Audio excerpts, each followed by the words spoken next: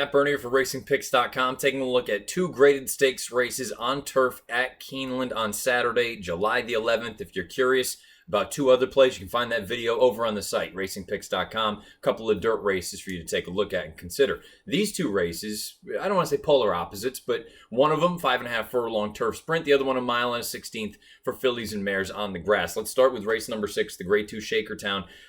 Admittedly, this horse might not be as talented as some of the other horses he's running against.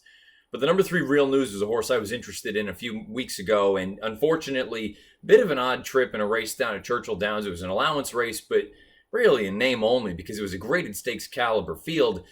Going into the far turn, he took a bit of an awkward step, had to steady pretty badly. It almost looked like he was going to be eased. He then proceeded to rally on and finish quite well to only be beaten about 2.5, 3 lengths. The fact that he was as close as he was, I think speaks volumes to this horse's ability. He has plenty of tactical speed.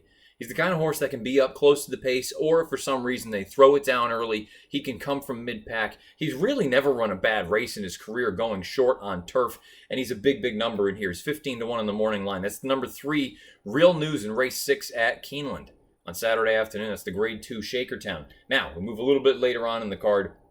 Race number 8, the Grade 1 Jenny Wiley. Mile and a 16th on turf. You have a few horses in here who exit the Mint Julep. That was run at Churchill Downs back on May the 30th. You have the winner that day, Secret Message. You have a couple other ones. La Signare, nice horse. She had some trouble. Perhaps could have made the argument that she was best that day in the Mint Julep. The horse coming out of that race that I'm most intrigued by is the 7, Alti, going out for Chad Brown. For the fact that Alti was as close to the money as she was speaks volumes, because the trip that she had from the top of the lane to the wire was miserable.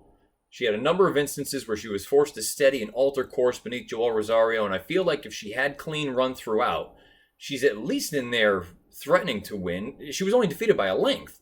If she has clean run, she doesn't need to alter course about 6 different times down the lane. I think she's involved at a big, big price. She's going to show up here, and on paper, it's going to look like she was very easily handled by a number of her contemporaries. It's also going to look like a horse maybe likes to settle for minor awards a little bit more. She's 2 for 19 overall, 11 times second or third. So she doesn't necessarily have the winning pedigree at this point, but strictly from a trip standpoint, she ran so well in that race, first off the layoff down at Churchill. I have to give her a look. I don't know that she'll be 12-1 given Rosario and Chad Brown. I think she probably comes down a little bit, but maybe she lives in that sort of 8-1 range. That's enough for me to take a shot here. Given the trip that she had in that most recent start, I think she'll get a little bit of pace to run at here, and I think she has a big chance. I understand Rushing Fall is in here. She's going to be a bear to beat for Chad. Want to go with the other Chad in here. That's number 7, Alti, in the 8th at Keeneland on Saturday. The Grade 1 Jenny Wiley.